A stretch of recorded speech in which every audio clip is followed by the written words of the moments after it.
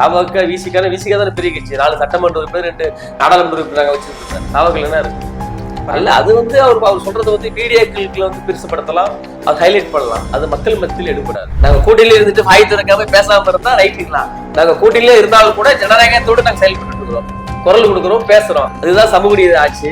அதனாலதான் நாங்க குரல் கேட்கணும். அது அவங்க பதில் சொல்றாங்க. இப்ப யாருக்கு யாரு இந்த மாதிரி குற்றச்சாட்டுக்கு எந்த கூட்டணி தலைவர் துணிச்சல் சொல்லுங்க, அதை நாங்க சொல்றோமே இல்லையா?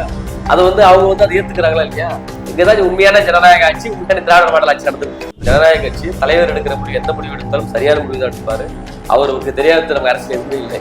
மெல்ல மெல்ல மெல்ல இந்த கட்சியை உருவாக்கி இன்றைக்கு வந்து விடுதலை சிறுத்தைகள் இல்லாம அரசியல் களம் இல்லைங்கிற நிலை உருவாக்கி இருக்காரு. ஏன் பிஜேபி ஆளுநர் மாற்றத்தை வந்து எத்தனையோ கலவரம் நடக்குது, தலித்துல வந்து பப்ளிக்ல வந்து வெட்டுறான், பப்ளிக்லயே வந்து அடிக்கிறான், வீடியோக்கள் வந்து வைரல் ஆகுது. ஏன் பிஜேபி வாங்கி திறக்கல? ஏதோ அங்க நீங்க நடக்கதான் செய்யும், அது உடனடியே அரசாங்கம் தடுத்துட்டு. ஆனா வந்து பிஜேபி வந்து இது அரசியல். மணிப்பூர்ல நடந்த கலவரத்தை பிஜேபி கண்டிக்கிறது, உத்தரப்பிரதேசல வந்து எத்தனை தலித்துகளுக்கு எதிராக கொடுமை நடந்துருக்கு, பிஜேபி அண்ணாமலை வாங்கி தந்துருக்காரு. குஷ்பு எங்க போனாங்க? வேங்கவையில் போராட்டத்துல கிறிஸ்டின் வந்து தலைவர் பலவேற்கான போராட்டம் நடத்தியிருக்காரு, அரசாங்கத்துக்கு அழுத்தம் கொடுத்திருக்காரு. கூட்டணியில் இருந்து கொண்டு மற்ற கட்சியில கூட்டணி இருந்தா வாயே திறக்க மாட்டாங்க.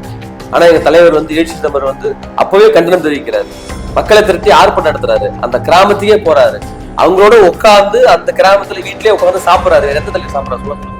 வேற எந்த தலைவர் அங்க போயிருக்காங்க சொல்ல? இப்படி மாறி மாறி ஓட்டு போட்டு ஏமாந்து சாவத்துக்கு பதில் பாதிக்கப்பட்ட நம்ம நிக்கணும் எலெக்ஷன்ல. அரசியல நம்ம தலையிடணும், இல்ல அரசியல் நம்ம வாழ்க்கையில தலையிடும். விடுதலை களம் நேயர்களுக்கு வணக்கம். இன்று நம்மோடு நேர்காணலில் இணைந்திருப்பவர் விடுதலை சிறுத்தைகள் கட்சியின் கடலூர் மேற்கு மாவட்ட செயலாளர் திராவிடமணி அவர்கள். வணக்கம். வணக்கம். விடுதலை சிறுத்தைகள் கொடியேற்றுறதுல தொடர்ந்து சிக்கல் இருக்கதா வந்து பேசப்படுகிறது. இப்ப அண்மையில பாத்தீங்கன்னா மதுரை, இப்ப உங்க பகுதியிலும் கடலூர் மேற்கு மாவட்டத்திலயும் நிறைய இது போன்ற பிரச்சனைகள் வர்றதா கேள்விப்படுறோம். இதுக்கான என்ன காரணம் நீங்க நினைக்கிறீங்க? இயல்பாவே விடுதலை சிறுத்தைகள் கட்சி கொடியேற்றதுல வந்து காவல்துறை, வருவாய்த்துறை திட்டமிட்டு எங்களை புறக்கணிக்கிறது அது இயல்புதான். அது கேட்டா மேலிடத்துல சொல்றாங்கன்னு சொல்றாங்க. மற்ற எந்த கட்சி கொடியேற்றினாலும் கண்டுக்க மாட்டாங்க. அவங்க எவ்வளவு 60 அடி வச்சாலும் 80 அடி வச்சாலும் அதை பத்தி கேட்கறதே கிடையாது. ஆனா விடுதலை சிறுத்தைகள் மட்டும் ஒரு கொடியேற்றத்தை வச்சா அது உடனடியாக காவல்துறை வந்துடுறாங்க, கேட்டா வருவாய்த்துறை அனுப்புறாங்க, தாசில்தார் நீங்க பர்மிஷன் கேட்கறாங்க. அதான் இது மாதிரி வந்து ஆரம்பத்துல இருந்தே வர்றதான ஒரு இயல்பு தான். அதையும் தாண்டி அதையும் மீறி நாங்க வந்து எல்லா இடத்துலையும் கொடிக்க வச்சுட்டு தான் இருக்கோம். வன்னியரசு பாத்தீங்கன்னா 2026 விசிகாவுக்கு 25 தொகுதி கேட்டிருக்காரு. ஆனா அதற்கு திருமாவளவன் வந்துட்டு அது அவரோட தனிப்பட்ட கருத்துன்னு சொல்லியிருக்கிறாரு. இப்ப கட்சியோட அடிமட்ட நிர்வாகிகள் வந்துட்டு அவங்களோட நிலைப்பாடு என்ன, அவங்க என்ன விரும்புறாங்க? நீங்க நேரடியா தொண்டர்களோட கான்டாக்ட்ல இருப்பீங்க, மாவட்ட செயலாளர் அவர்கள், உங்களோட நிலைப்பாடு என்ன? தொண்டர்களுடைய எல்லா விருப்பமும் நமக்கு வந்து 25 சீட்டு 30 சீட்டு 50 சீட்டு கூட கொடுக்கணும், நமக்கு அந்த அளவுக்கு வலிமை இருக்குது, நாம தானே ஆட்சி அதிகாரத்தை உருவாக்குறோம், ஏன் நமக்கு தரக்கூடாதுன்னு அந்த உணர்வுகள் எல்லா தொண்டர்களும் இருக்கதான் செய்யுது. அது வந்து தலைவர் கேட்டு பெறணும், அது திமுக பரிசீலனை செய்யணும். ஏன்னா பண்ற எல்லா கட்சியும் எங்களையும் ஒப்பிடக்கூடாதுல்ல. இப்ப எல்லாரும் சேர்ந்து அவங்க 99 இருக்கலாம், நாங்க ஒரு மார்க் இருக்கலாம், 100 வாங்கினாதான் வெற்றி பெற முடியும். அப்ப அந்த 99 1 சேர்ந்தாதான் அது வெற்றி. அப்ப விசிகா இருந்தாதான் வந்து ஆட்சி அதிகாரத்தை வர முடியும் யாரா இருந்தாலும். அப்படி ஏன் எங்களுக்கு கொடுக்க கூடாது? அது என்ன தயக்கம் இருக்கு? இப்ப டிஎம்கே கூட்டணியில இருக்கிறதால மக்கள் பிரச்சனையில வந்து விசிக பேசுறதே இல்லைன்னு சொல்லிட்டு ஒரு டாக் இருக்கு பொதுவாகவே. ஏன் வந்து பிரச்சனை வந்து இன்னவரையும் வேங்க வயல்னு வச்சுக்கோங்க, மேல் பாதி கிராமம் அந்த பிரச்சனையும் சரி, இன்னவரையும் அதுக்கான சொல்யூஷனே கிடைக்கலையே.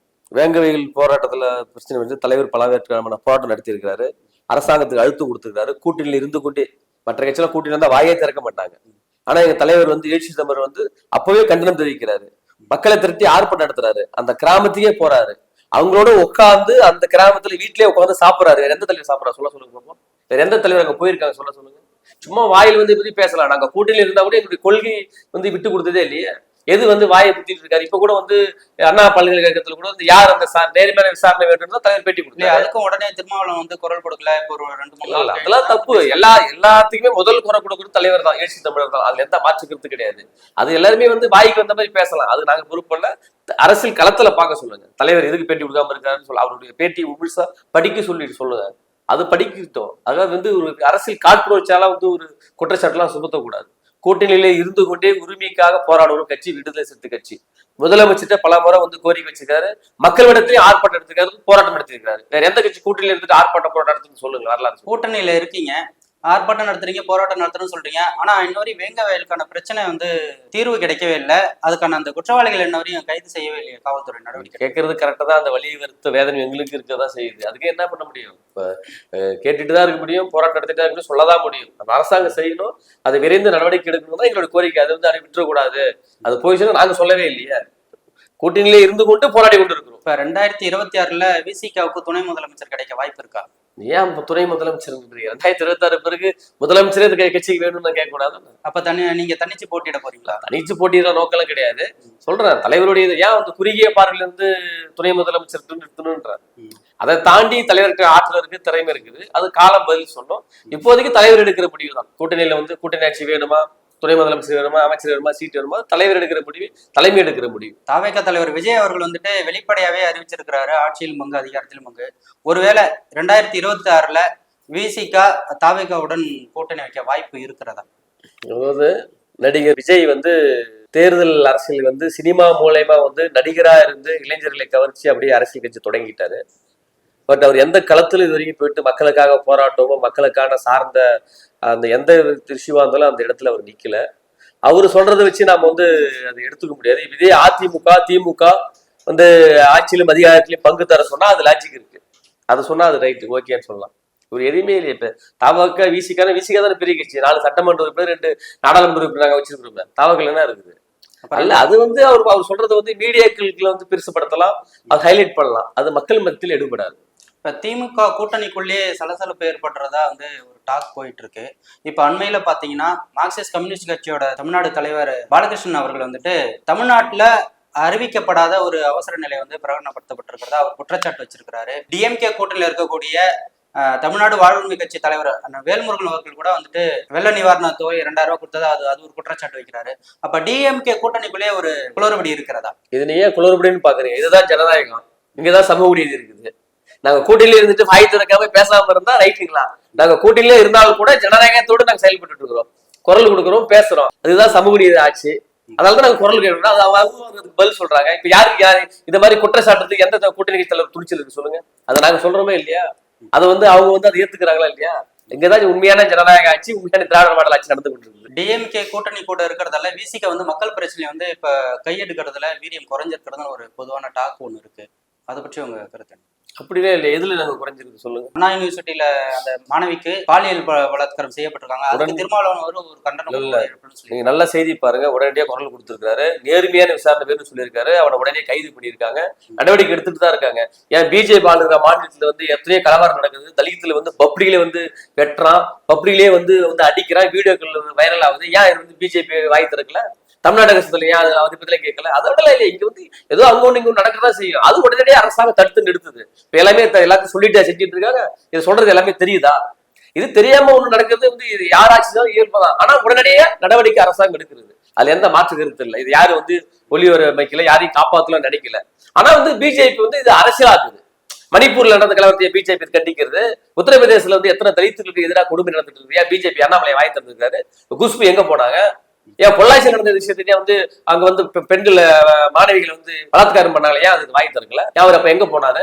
இப்ப விசிகாவுல புதிய நிர்வாகிகளுக்கு புதிதாக கட்சியில இணையறவங்களுக்கு பொறுப்பு கொடுக்கறதாகவும் பழைய நிர்வாகிகள் வந்து இதனால அதிருப்தி ஏற்படுத்திருக்கிறதாவும் வந்து ஒரு டாக் இருக்கு. அதை பத்தி உங்களோட?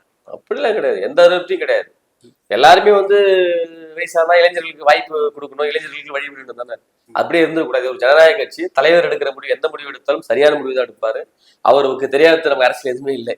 மெல்ல மெல்ல மெல்ல இந்த கட்சியை உருவாக்கி இன்றைக்கு வந்து விடுதலை சிறுத்தைகள் இல்லாம அரசியல் களம் இல்லைங்கிற நிலையை உருவாக்கி இருக்காரு. அதனால இந்த ஜனநாயக முறையில வந்து அதிகாரம் வந்து பரவலாக்கப்படணும். வேறுமனே வந்து ஆச்சரியத்தை பங்கு கொடுக்கணும் நம்ம கேட்கற கட்சி. உட்கட்சி ஜனநாயகத்தை வந்து பகிர்ந்து கொடுக்கணுமா இல்லையா? உட்கட்சி அதிகாரத்தை பகிர்ந்து கொடுக்கணுமா இல்லையா? அதுதான் தலைவர் செய்யணும். அமித்ஷா வந்து அம்பேத்கரை பத்தி ஒரு வெறுப்பு பேச்சு வந்து நாடாளுமன்றத்தில் பேசியிருக்காரு. அதற்கு உங்களோட நிலைப்பாடு? ஒரு அறியாமையில் பேசுகிறான்னு தான் நான் கருதுகிறேன். தலைவர் அதற்கான தமிழ்நாடு முழுக்க வந்து விடுதலை சிறுத்தைகள் வந்து இன்னைக்கு மிகுந்து இருக்கு.